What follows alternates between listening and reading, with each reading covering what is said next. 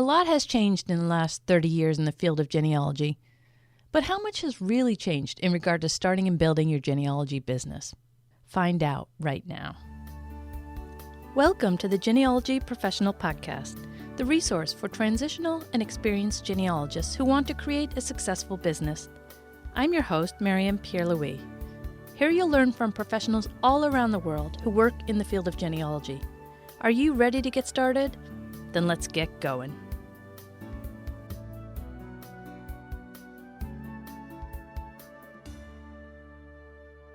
Welcome to the Genealogy Professional Podcast. Today we head to Minnesota to talk to genealogist Paula Stuart-Warren.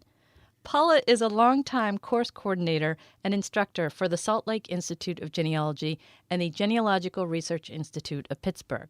She has served on the board of directors of the Federation of Genealogical Societies, the Minnesota Genealogical Society, and is a former officer of the Association of Professional Genealogists.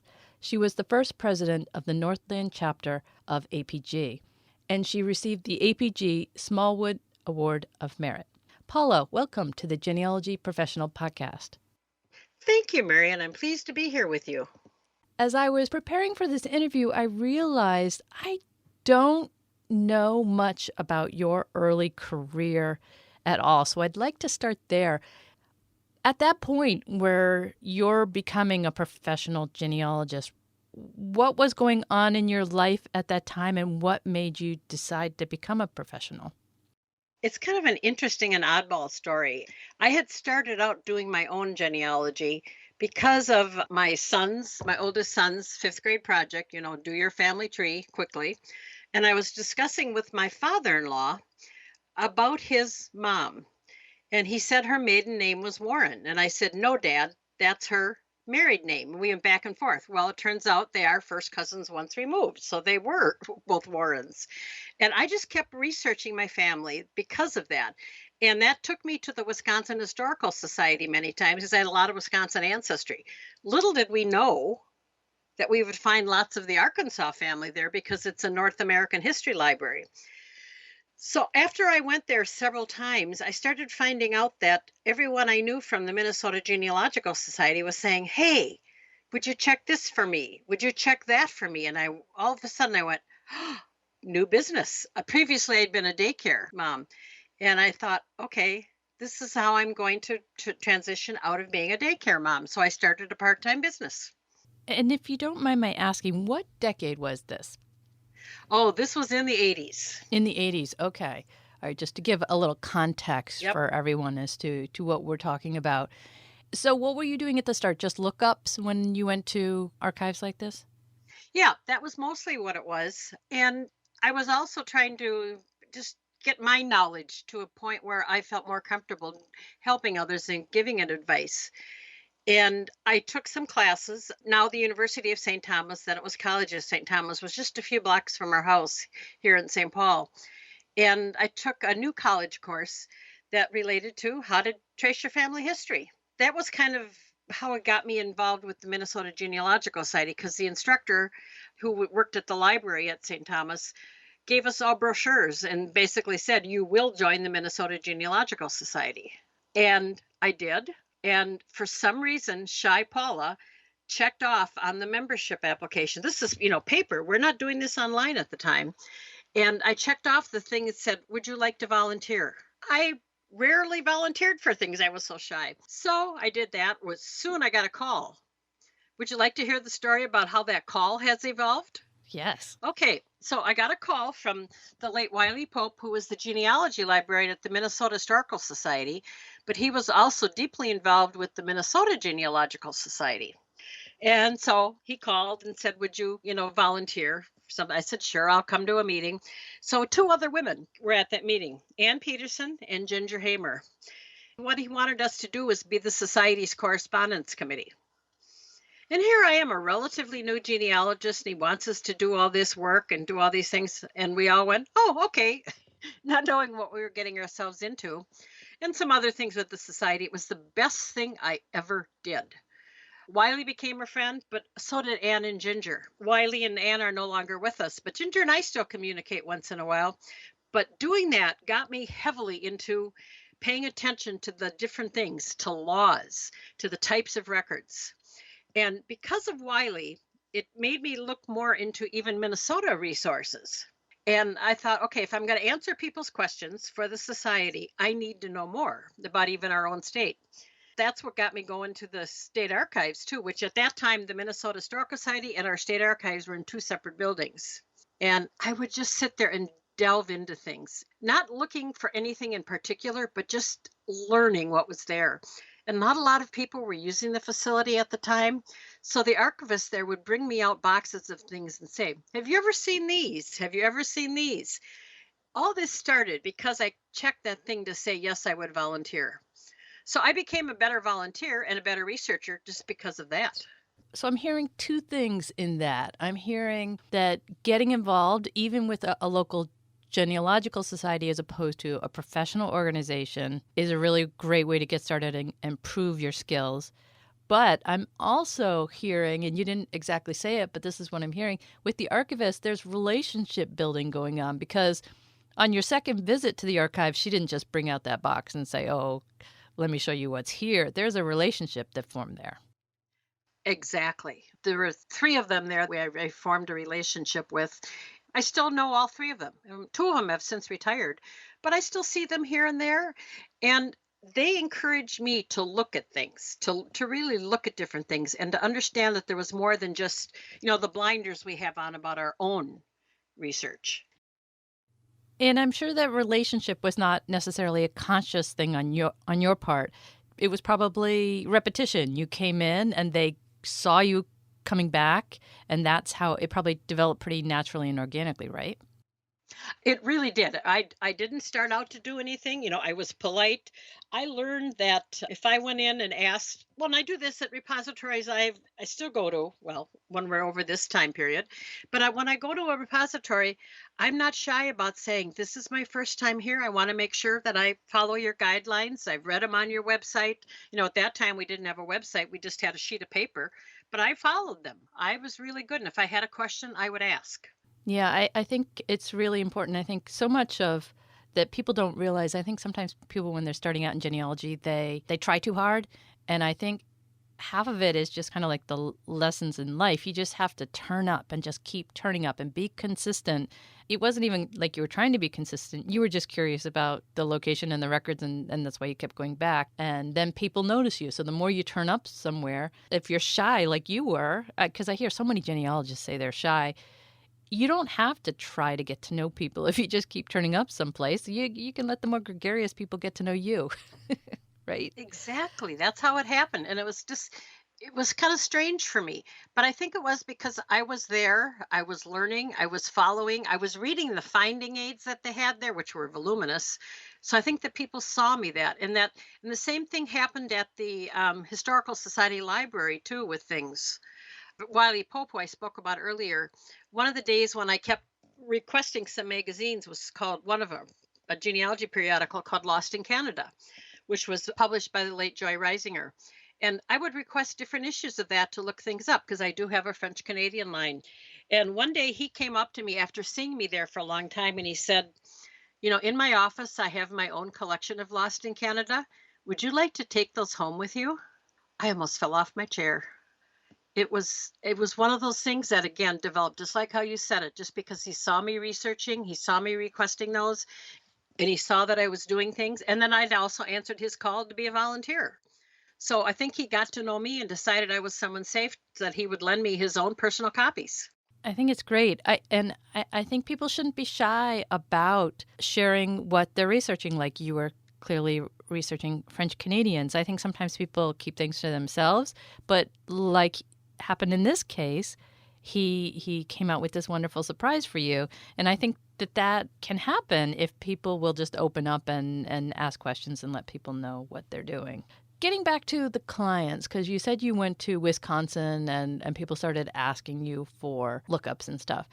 How did you decide what to charge them? This is basically pre-internet. So did you just kind of come up with a rate that sounded reasonable, or did you do some research to figure out, well, what should I be charging? There wasn't much as far as anything published at the time, and of course, nothing online. So, as I kind of had to come up with my own idea of what I wanted to charge. I was married then. I've been since divorced, but at that time, I had a husband who had a pretty decent job. So it wasn't like I was trying to do this totally for income, but it was nice to have the extra income. And I don't remember what I was charging at the beginning. It was probably too little because one of the things I've talked about when I talk about setting rates, I've done several things related to that for the Association of Professional Genealogists. What I used to say to someone was, okay, you're going to charge $10 an hour. Great. What happens if that spouse that you relied on for other income suddenly loses that job or suddenly passes away or is sick or something? And are you going to suddenly tell all your clients, oh, now I have to charge 40 or 50 or $60 an hour? You're probably going to lose them.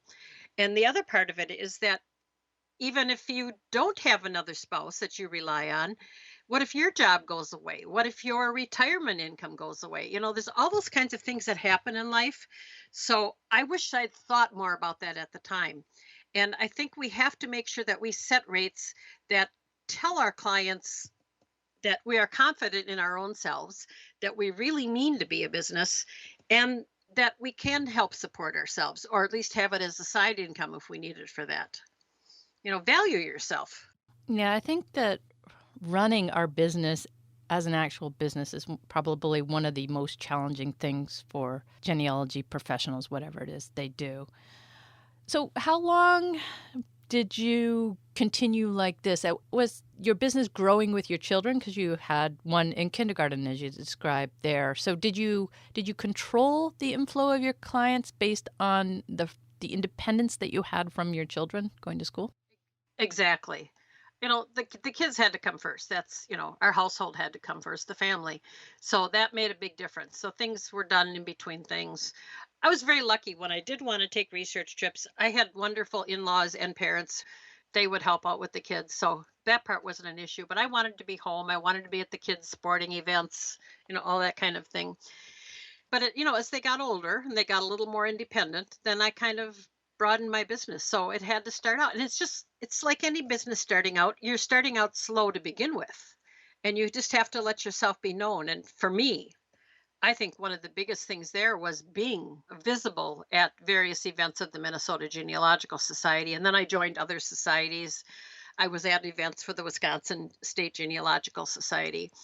And I think that's just started to grow in my business. And then I started in about 85 or 86, I started teaching classes because I was part of a group of people who established the Minnesota Genealogical Society's first library.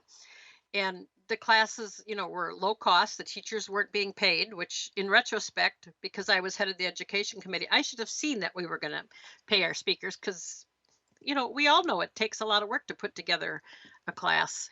But people got to know me that way. And I was very careful with anything I did with the society that it was as a volunteer. I was not trying to get any business out of it. It happened kind of just naturally with some people. But I was very clear with the society that I was not publicizing myself. I was just there to help people. And why is that important? I think that's important because if you're a volunteer in any kind of an organization, whether it be church, civic, school, that you have to have some kind of a division between your business and what you're doing for that organization. Of course, there's always going to be some overlap, but I don't think you should try to make a profit off of your volunteer work for an organization. To me, it should be two separate entities. Right. There's a fine line, but you got so much out of working with that society, in terms of your knowledge and connections and your growth, that it was a fairly equal trade, I think. In fact, I'm kind of wondering if maybe it was on the other balance where I got more out of it. Because some of the people I met, one of the persons that I met and was volunteering with, we were sitting and talking at a meeting once, and she mentioned Arkansas, and my ears perked up because that's where my father-in-law was from. And I said, Barb, you said Arkansas? And she said, yeah. And she started talking. So I learned a lot about Arkansas research from her.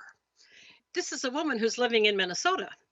And then at another meeting, I met a couple, Pat and Dorothy Chandler, who were just wonderful people. They almost ended up becoming like a surrogate grandparents to my youngest son. But Dorothy was very much a French Canadian genealogist, and she gave me tips. And they gave me tips the very first times I went to the Wisconsin Historical Society. And then I feel like I was able to pay that forward to other people who were planning to go on a research trip or, get started on research in a different state. So, at what point did you become aware that there was a national community of genealogists and that there were conferences and things like that? It was in the mid 1980s. Our state society had been asked to put out a National Genealogical Society conference here in St. Paul. And, we all went, whoa, this sounds like a big thing. And we all decided, oh, heck, we'll do it. So I got to learn a lot more about the national organizations from that. But it became a point where we realized we wanted our state to shine. We wanted Minnesota to be on the map. And of course, everybody thought, we have snow year round. Well, we don't. And the conference was being held in May. And, we were able to promote it, how beautiful it would be. And it was gorgeous. So we had 1,600 people come to the conference. So they got to know Minnesota. But I also got to make the acquaintance of a lot of professionals in the field. So I got to be friends with Christine Rose. I got to be friends with Marie Melchiori, just, some people that others may not recognize their names. Joy Reisinger, Jim Hansen from the Wisconsin Historical Society. We all became great friends. And that helped me at that point to understand that there are other people out there doing what I'm doing, to understand why they're doing it and how much beyond me that they were at that point, and that I could learn from them. So again, it's kind of that volunteerism kind of comes into play there, but I got to meet other people. I joined organizations. I learned about certification. I learned about the Association of Professional Genealogists. I was sitting down and talking to these people, and I was listening to presentations by a lot of these people. I heard presentations, two things that I remember a lot from Sandra Hargraves Lupking from Illinois and Marcia Hoffman Rising, who's from Missouri.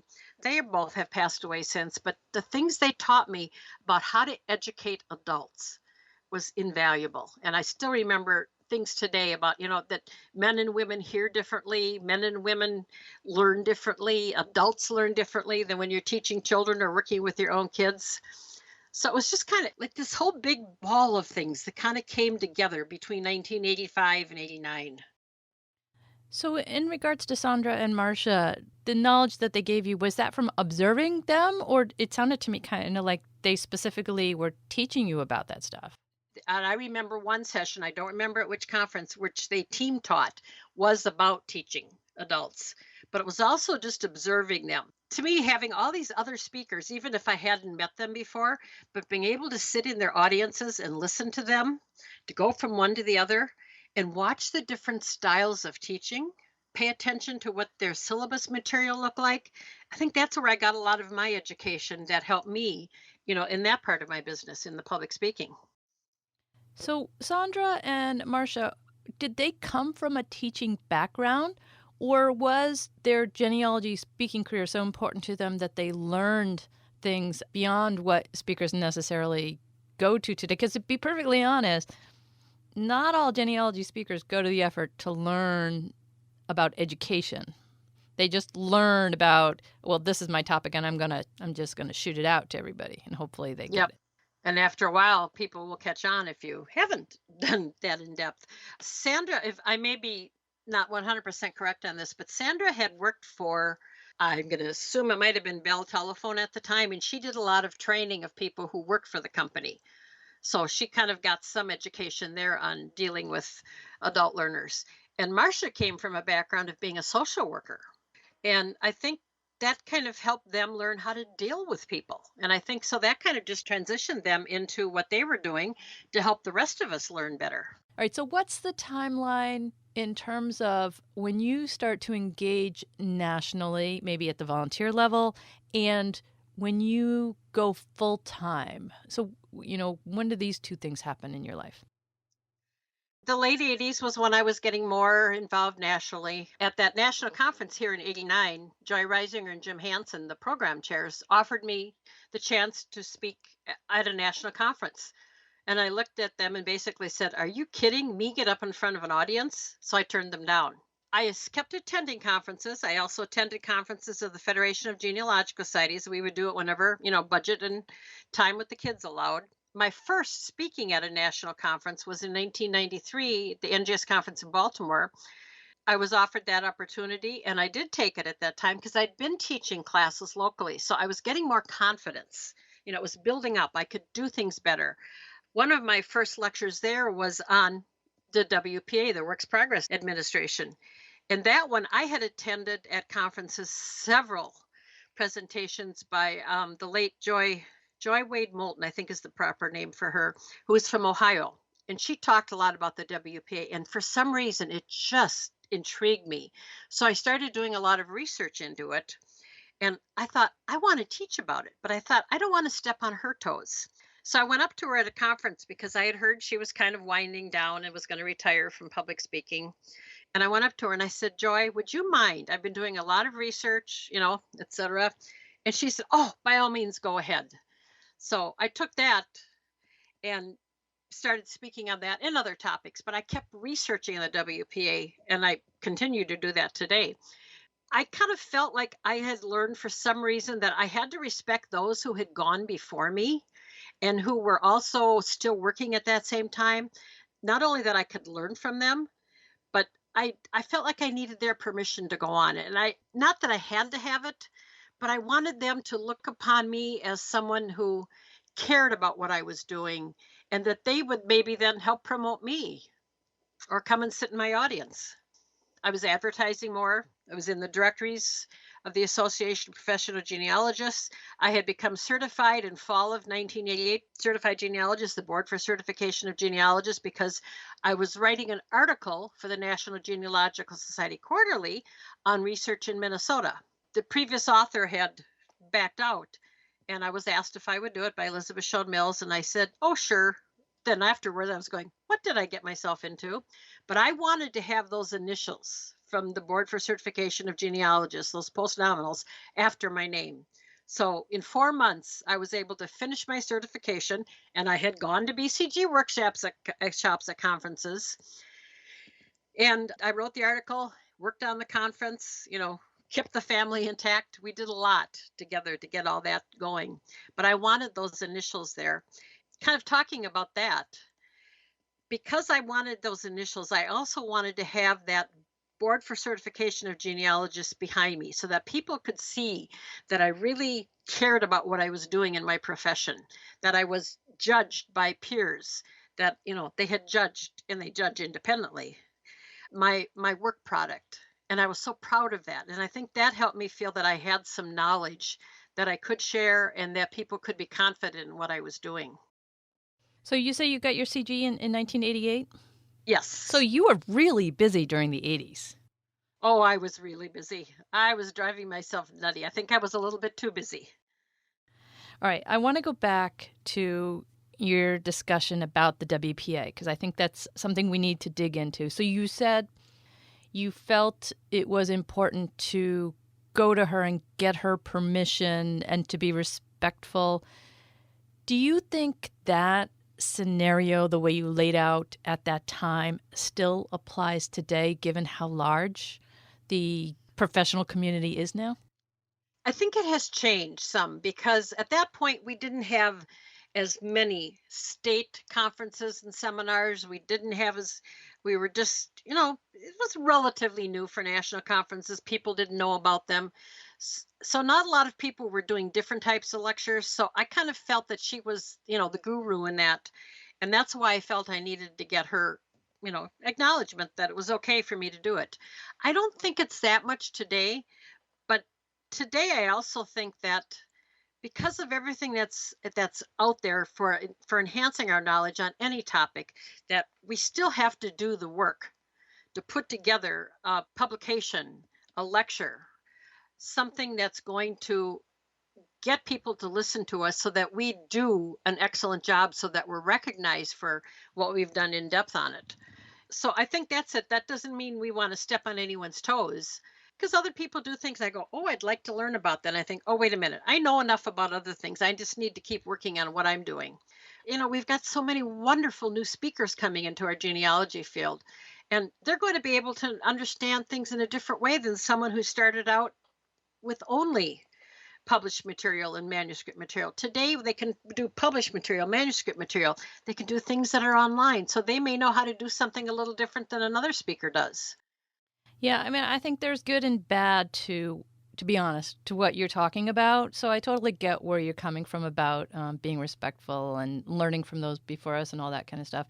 I think the internet has definitely changed things in that people who aren't even part of the genealogy community can just go online and make themselves an expert in something, whether they are or not. Yeah.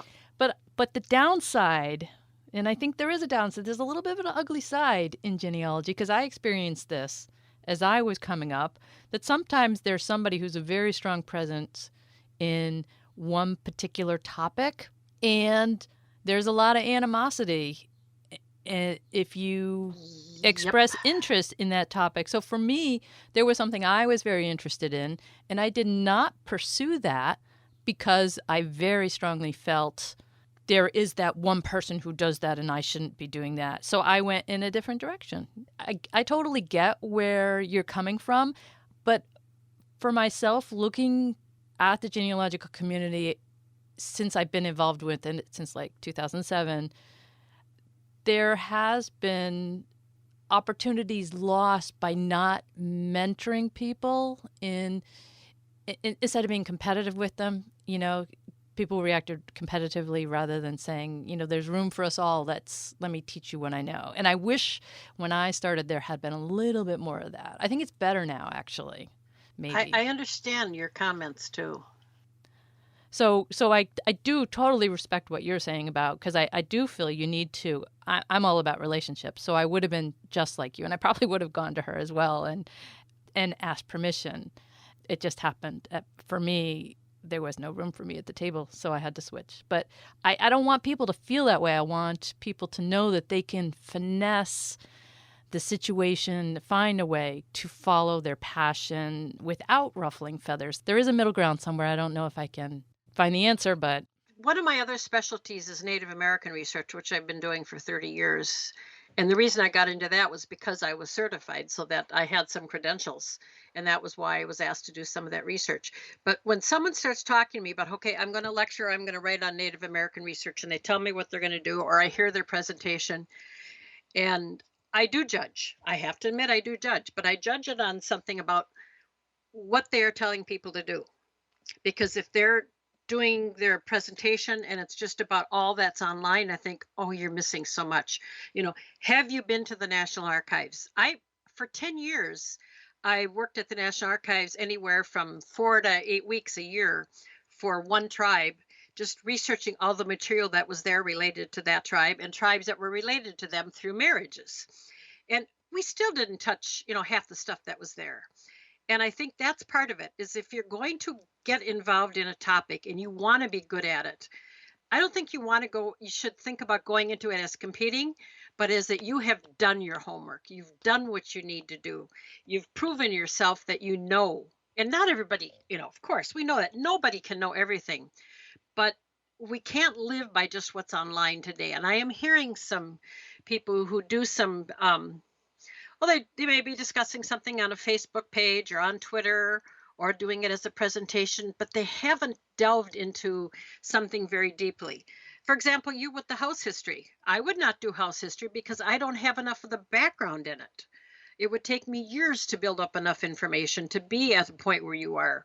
So I think that's something that someone coming into our field needs to think about.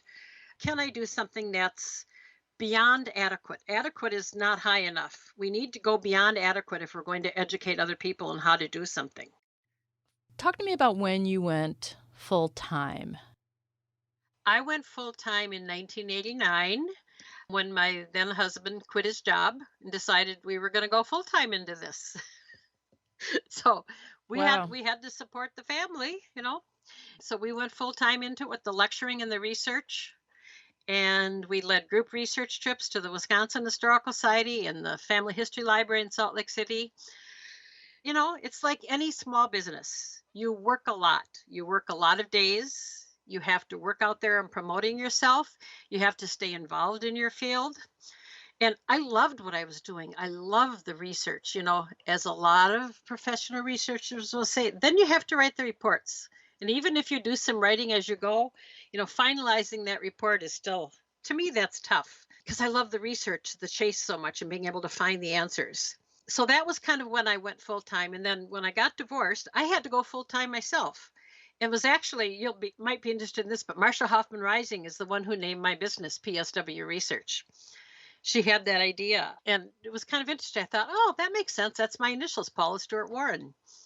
But most people don't know even they know the name of my business. They know me by name. So it was 1989 up through now, just having my own business. And yes, that's how I support myself. It's not just researching. It's not just lecturing. It's not just publishing. It's a whole way of doing things. And I still volunteer with organizations to keep my name active. I love what I do. I'm so glad I'm doing this. So when you are on your own and you're working full time, just Paula, can you tell us about a time where maybe you had a difficult client or you had a business situation that was challenging or you felt like you didn't have the skills? Tell us about a hiccup that you encountered, and if you had known today what you didn't know then, what would you have told yourself back then? It kind of goes in, there's kind of two parts to that. One of the things I was doing is I was doing a research case for a client, and he wanted to find some photographs, and he gave me the names of the people. And I happened to know that at the Minnesota Historical Society, they had a lot of the old photographs from the St. Paul newspapers. So I was researching and doing, looking in the catalogs and trying to find the information he wanted, because he wanted an original picture of something that had appeared in a newspaper. So I was doing that research, and I'd had a very nice correspondence with him. And I'm in there one day, and one of the librarians in that part of the Historical Society said, "Oh, what are you working on?" I said, "Oh, I'm trying to find an original photograph. Maybe you can help me figure out what I could find, to explain the story to her." And she looked at me and she said, "Oh, are you doing this work for so-and-so?" And I was kind of taken aback, and I thought, okay, I'm not going to divulge my client's name, but that was weird the way she answered me. So I just shook my head, yes. And she said, "Oh, well, that person is trying to find these pictures of his former fiance with another man." And I went, wait a minute, this does not sound really good. So I had to make the decision to not continue with the research and not provide him with that information. I had another one that I did a lot of work for. And then suddenly he wanted all of these divorce case files. Okay, that's fine. And then I realized that a couple of those were related to people I had gone to high school with. And I got a very uncomfortable feeling, because why do you need all these divorce files on current people? And again, I decided to end the contract there, and I told him why. As far as something that I wished I had done differently, maybe because I've got better knowledge now, on those two, I don't think I would have known from the beginning that it was a situation I did not want to get into. I have been in some situations where in the middle of them, I've thought, oh, this is a little bit over my head. But I worked with one client and I said, okay, this is beyond my current knowledge and expertise, but I am willing to work with you on it to learn more about this part of it for you. And I will do it at half my fee. And she jumped on it and said, "Oh, let's go ahead and do that." So, and then I worked for her for years doing things. I figured out a way to handle that situation in all three cases. And I don't know if anybody else would do it the same way, but I just feel I don't want to intrude on something that may not be totally on the up and up. But in the case of the client that allowed me to work for half price to, gain more knowledge, and it wasn't like I was going to work for 50 hours for her at half price, but at the time I imagine it was probably 5 or 6 hours, but it was enough that then we could go full price on what she was doing for the rest of her research. So I appreciated her ability on that. So going back to those first two cases where it was kind of questionable, how would you handle a situation like that now? Like, what do you do differently now that you might find that information out up front? Most of my correspondence is by email. So it's not like I'm writing letters. Now, because of email, I'm able to ask more questions. I'm able to get more information out of a client or a potential client so that I have a better understanding of what's going on. Sometimes it just takes me just saying, I think this is beyond what I'm able to do right now. I don't have to come back at the person and say, you're nuts. I've done that. I've taken some clients, possible clients, and just said that I'm not available to work for quite a while for you. You might look at the directories, and I give them, the professional directories they can go look at online to find another researcher. But I think by drawing out the questions that I would have asked if I'd been able to quickly type up 8 letters, back in 1990 before I had my first real computer after that, even though we had a big old clunky one before. But I think just by able to communicate with them more quickly allows me to kind of ferret out that kind of information before I'd even take on the client. This makes me think that because of email, as you're describing it, and our new way of working, what this does is what everyone should be doing, and it allows you to flesh out the scope so that you can come up with a specific scope so you have a better understanding of how to charge and guess for hours and things like that. You can never know until you do the research, but right. But what it sounds to me is like all that questioning back and forth is you as a much more mature genealogist really working through, okay, what does this client want? What's their scope? What am I going to be able to do for them? And then I imagine you would give them a contract or something like that defines the scope? Yes. And today we just have that. And part of the other thing in conjunction with that too is I will have clients or potential clients contact me by private message on Facebook. And I just asked them for an email address. I said, so we can take this over to email, because I want to have a nice running in one place conversation of what we're doing and what we're not doing, and that they understand what I'm doing and that I understand what they want. So in fact, I just last night asked a potential client for an email so we could have a different kind of conversation. But I think that, yes, and I think that some of it is, as I have grown over the years in my research and my knowledge and just being comfortable with myself, that's a big part of it. In what I do know and what I don't know allows me to ask the proper questions and to work with the client. I think experience and confidence is one of the greatest gifts for genealogy professionals, because I think that newer professionals get into trouble because they feel like they shouldn't say no or they can't say no. And when they have that gut reaction that maybe they should say no, they actually should do it, but because you develop the experience and the confidence, you can feel that something doesn't ring right away, or maybe it's not that it's not right, but it's just not something you're interested in or something you don't want to spend your time doing, that you want to focus on things that are of much higher interest to you. Yep. I have a few very, very trusted colleagues that I will discuss something with, not telling them the name of the client, but I'll say, what would you do? How do you think about this? So that I've got my groups of people that I can ask specific general questions. That's kind of an oxymoron, but I want to know what they think. Am I thinking along the right way? Is my gut feeling, and I believe in gut feelings, is my gut feeling going the right direction on this? And they'll say something and I go, I'm so glad we agree. And I think that's part of it. Even though we're doing our research for our clients, for most of us, as a single working person, we're not all working for companies. We don't all have a whole consortium of people, working with us, even though I have trusted subcontractors. But we need to have some people that we can discuss things with, that we can talk things over with, that we can see if we're going in the right direction. When you were working full-time for yourself, when you started working full-time for yourself, what was one of the things that you had to learn in order to make your business successful? Not saying yes to everything, I think, is one of the biggest things. Both volunteer work and both taking on clients. I'm very comfortable now. I mean, before it was at the beginning thinking, I'm going to lose this client if I don't say yes. Well, I'm now able to tell my clients it's going to be September, it's going to be the 1st of October, whatever it might be, before I can take you on.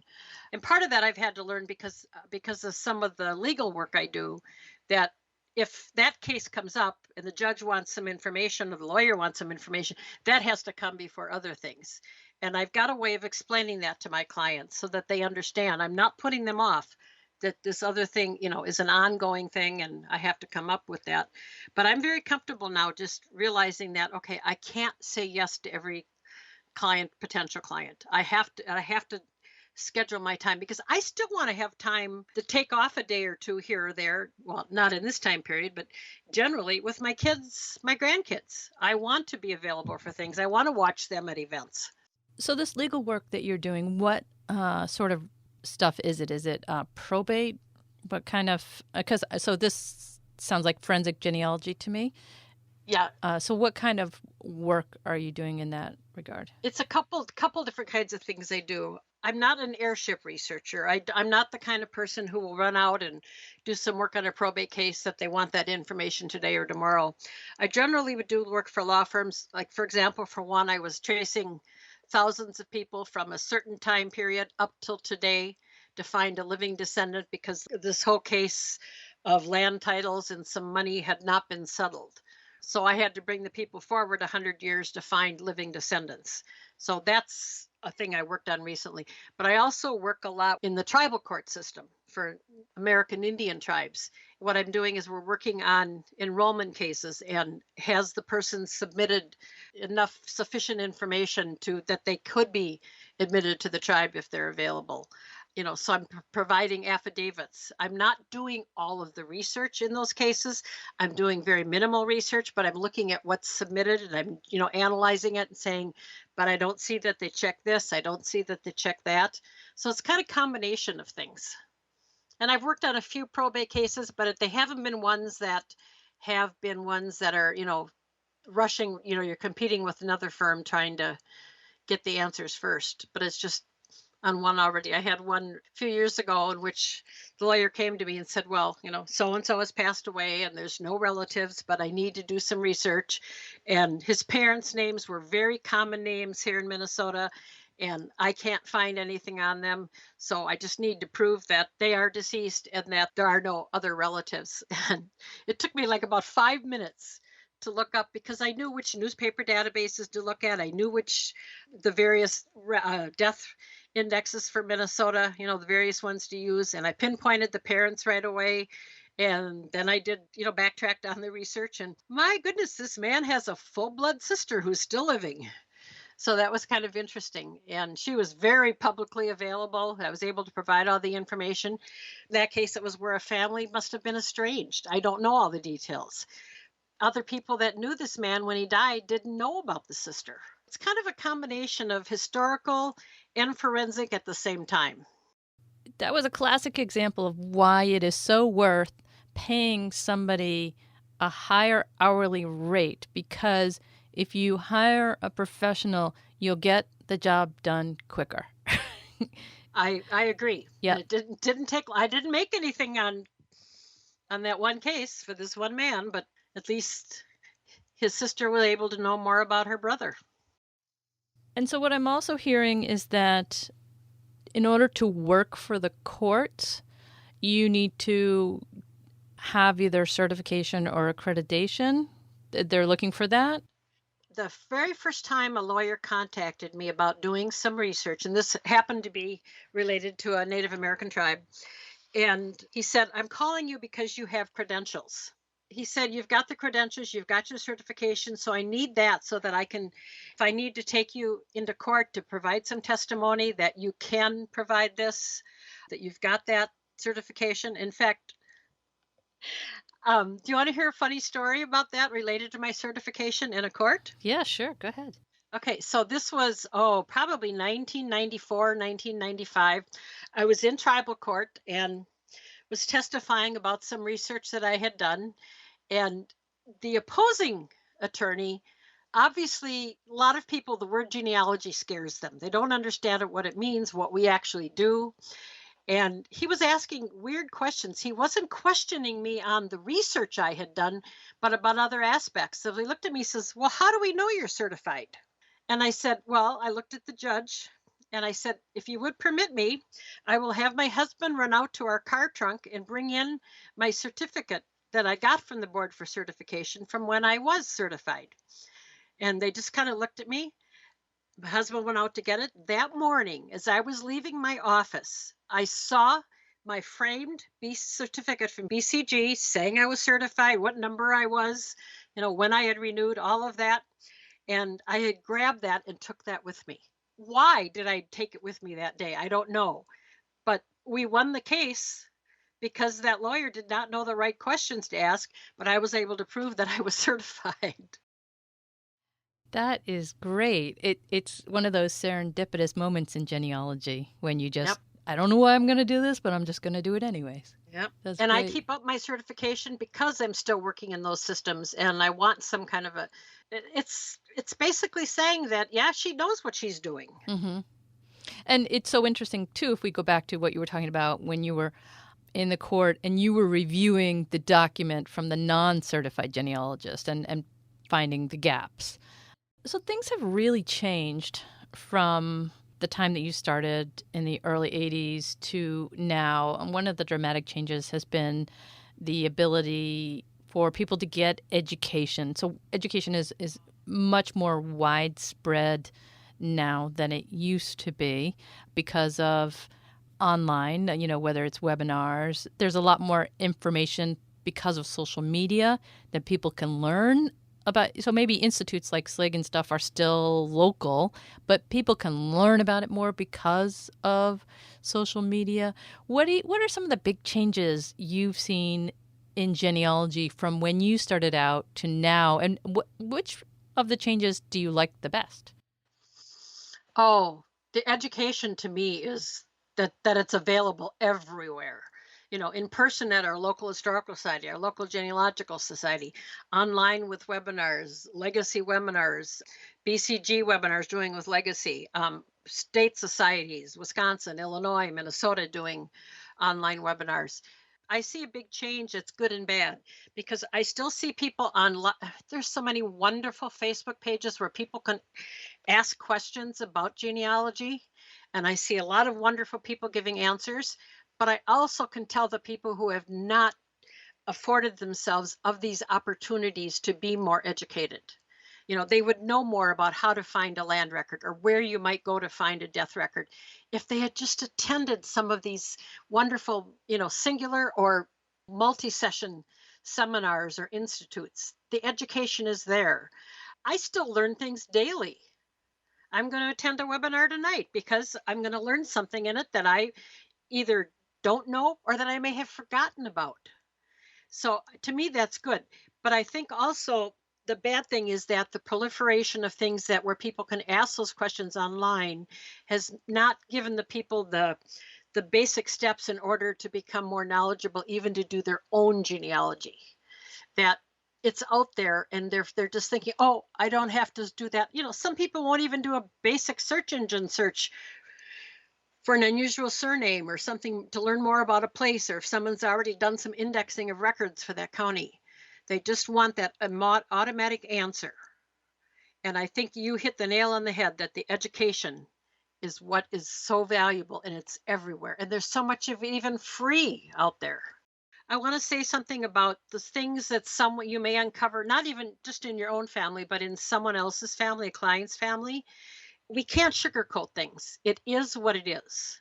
We have to be honest with our clients. If we find something that you think that they may not be approving of or it might shock them, we still have to tell them. But I always tell people too, to prepare them for it. Just say, I found a diary or I found a criminal record about someone, but I just wanted to prepare you for it. Do you want it?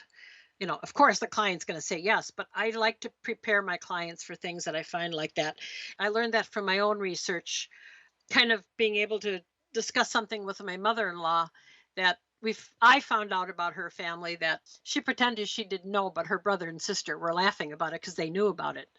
And we have to go towards things like that in our own family and our clients' families. Very easy steps, but we cannot hide something. I heard a woman once saying, I'm never going to put that in my family genealogy. That baby was born 7 months after that marriage date. My feeling is, okay, that's reality. It happens there. You don't have to point it out, but you put in that marriage date, the accurate marriage date, the accurate birth date for that child, and assuming you have the records for both. And someone else can, read it, make up their own assumption from it. But it is what it is. I find stuff like that so funny because it seems so alien to the reality of the people who lived those lives, Like that person is thinking about now and reputation and, oh my gosh, I don't want somebody to know that happened in my family. Whereas when that woman and that man had that child and then they got married later, do you think they loved that child any less? Do you think that they didn't love watching that child smile and laugh and play and all this? Like sometimes genealogy, when people react like that, it kind of actually dehumanizes our ancestors. I think so. And, and if whatever it was that happened in our ancestors' past, if they didn't survive it, we wouldn't be here today. So I think we have to think about it that way, and every family has something somewhere. Exactly. Stop judging your ancestors. And I know, because that's why we have to learn more about social history and the history of the time period and of the places where they were living, because that affects how they acted, what was going on at the time. And one couple of my court cases that I've been active in, and someone says, well, how do you know that they were, especially in a Native American case, well, how do you know they were eligible to be on that list? And I just say, okay, do you know why that list was made? Do you know why those names were taken? And somebody will say, well, they had to be full blood or half blood. And I said, okay, if you're a parent and you have 10 children at home and they're starving, you're going to be whatever is needed to be on that list, to get some commodities, to get some blankets, to get whatever is needed to feed your children. That's why some of our ancestors may have robbed a store, may have, we talk about horse thieves. Some of those things, are because of the situation they were in, the time period they were in. We have to look at the whole picture. Paula, is there anything that you feel is important to share that I haven't asked you about yet today? I think part of it is that you're running a business, and it is a business.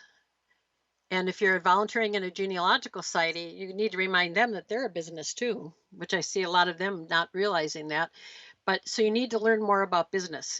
There's a lot of stuff with the Small Business Administration and others that we can learn much more. I did a lot of reading today. There's so much of it online. Pay attention to the others in your field or in your areas of specialization. What are they doing? What are they doing well? What aren't they doing well? I think it's kind of, we're able to do a lot more of that today with online. Pay attention to what things they're posting on any kind of social media. Are they intelligent? I don't want you to copy anyone, but just to learn from everyone else. To me, there's so many facets to education. And most of all, don't forget that we still need, if it's our business, we still need to have some fun in it, because otherwise it becomes dreary. And I think being in this field is one of the best things I ever did in my life. All right, Paula, I think it is time to enter the lightning round. Uh-oh. So the lightning round is a series of quick questions, and you provide quick answers, and they just give up-and-coming genealogists more food for thought on their career. Are you ready? I'm ready. Okay. What was the one thing you were most afraid of in starting your business? Not being knowledgeable enough to answer everyone's questions. What is the best advice you've ever received from someone else?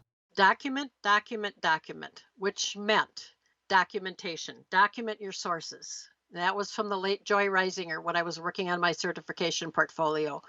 Make sure you're documenting everything. What is one specific action listeners can take in the next 24 hours to help them transition into a genealogy career? Step back and think about what time you have to devote to it, whether you have the education, and maybe even just start some more education till you can get to that point. So that sounds to me like you're saying step back and create a plan. Yep. Oh, business plan is essential. If you can recommend one book for our listeners, what would it be? I knew you were going to ask that question, and I came up with two things. One is Ancestry's Red Book, but I'm looking at that from back at the viewpoint from when that was first published and the updates to it. because I learned so much more about research in other states from so many different experts. And today we can learn some of that online with, example for, with Family Search Wiki. But I want to add one thing to that. And for me, that was looking at the open bookshelves at my state archives and learning that so many things had been published that I did not even know about. So maybe instead of one book, it's looking at what you can get access to by going to a library, going to an historical society, and looking at things that are on the open shelves. That's great. I like that as sort of an action item, a book action item. But I have to say that I do love Redbook. I have Redbook behind me on my desk. All of us as genealogists end up going into a new geographic area at one point or another, regardless of our experience level in genealogy. And there's nothing to be ashamed of that. And let me tell you, I grab my book. If I have to look at Minnesota, I don't know the first thing about Minnesota. I'm going to grab Redbook and let these experts tell me about it. Yep. And that's it. I use mine all the time, even though I use the Family Search Wiki. But you know what? Each has something different. All right. Give our audience one parting piece of advice and then tell us how we can get in contact with you. I highly value the field I'm in. I love what I'm doing. But the best part of advice is to realize it takes time to build your business and to become known so that other people will hire you, whether it's for research or speaking. So it's a process. And how can people get a hold of you? Okay, I have a website, genealogybypaula.com. It's my website and my blog is on there. I'm also in the directories of the Association of Professional Genealogists and the Board for Certification of Genealogists. And I'm on Twitter and I'm on Facebook. Paula Stuart-Warren, thank you so much for coming on the Genealogy Professional Podcast. Thank you, Marianne. I love how you do these. Paula Stuart-Warren is an example of a genealogist with years of experience who is a dedicated client researcher and an accessible and encouraging speaker and educator. Our discussion today showed that she started the same way as many of us do, tiptoeing into the industry, gaining experience and confidence, and developing networks and friendships that help propel her forward. Many things haven't changed, such as the need for getting involved and doing activities to gain visibility for ourselves and our businesses. Paula talked about getting her CG so that people would know to take her seriously. I think the need to be credentialed is even more important now than it was back then. Lastly, Paula reminded us to report what you find, even if it is uncomfortable. In news this week, let me tell you where I've been since our last episode. I did a webinar for the Central Georgia Genealogical Society called Verifying Information You Find Online. During the pandemic, with all the libraries and archives closed, it's even more important to rely on online information in trees. This talk is full of tips for successfully using online trees, figuring out which ones you can trust, and how to resolve conflicting information. It was great fun to be the presenter for their very first online meeting. I also made an appearance on another podcast. Maureen Taylor celebrated her 100th episode of the Photo Detective podcast, and I had the pleasure of interviewing Maureen on her own podcast to celebrate the occasion. You can find that interview and the podcast on MaureenTaylor.com or wherever you listen to podcasts. I've mentioned recently that you can listen to the Genealogy Professional podcast on Spotify. Well, now you can listen to the podcast on Amazon Music as well as Ghana, the largest podcast directory in India. That's it for this time. Until we meet again, keep improving your business skills and take at least one step to push your business forward.